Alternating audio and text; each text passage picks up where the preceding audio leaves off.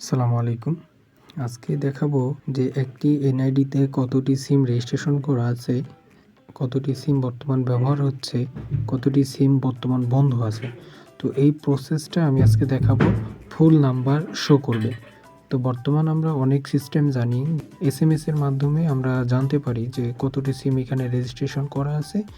তো ফুল নাম্বার দেখায় না, প্রথমের কিছু ডিজিট দেখায়, একদম শেষের কিছু ডিজিট দেখায়। তো আজকে আমি আপনাদের দেখাবো একদম ফুল নাম্বার কিভাবে দেখতে পারবেন।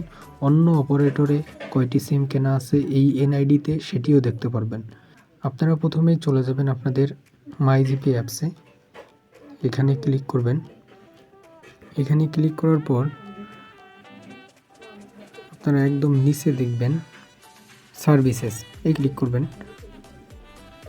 এখানে ক্লিক করা হয়ে গেলে একটু উপরে তুলবেন, উপরে তুলে দেখবেন যে সিম সার্ভিস।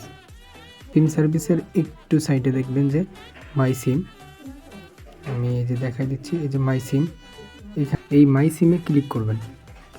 এখানে ক্লিক করলে আপনারা দেখবেন যে এখানে চাচ্ছে যে আপনার এনআইডি কার্ডের লাস্ট ডিজিট, অর্থাৎ লাস্ট 4 ডিজিট আপনারা এখানে দিবেন। ডিজিট দেওয়ার পর আপনারা কন্টিনিউ ক্লিক করবেন। কন্টিনিউ ক্লিক করার পর আপনারা এখানে দেখবেন যে এখানে একটা মেসেজ আসবে আপনাদের সিমে। আবার এইখানে লক্ষ্য করবেন যে এই যে অ্যাক্টিভ সিম কতটি আছে, বন্ধ সিম কতটি আছে, এই এনআইডির দিয়ে রেজিস্ট্রেশন করা সেটা আপনাকে দেখাবে। অপারেটরগুলোও দেখাবে, আমাদের জিপি সিম দেখাবে। এই দেখেন অদার অপারেটরস, অর্থাৎ এই অদার্স অপারেটরসের মধ্যে ক্লিক করলে আপনি দেখতে পারবেন যে অন্যান্য অপারেটরের সিম কয়টি কেনা আছে, তো এখানে শো করবে। তো এখানে দেখেন বন্ধ সিম কয়টি আছে সেটিও শো করবে। অনেক সময় দেখা যায় যে আপনার সিম এনআইডি দিয়ে কতটি রেজিস্ট্রেশন করা আছে নাম্বার, সেটা আপনি জানেন না। তো এখানে এসে চেক করতে পারবেন।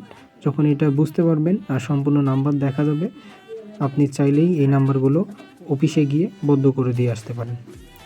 তো এটাই ছিল আজকের ভিডিও। ধন্যবাদ সকলকে। আসসালামু আলাইকুম।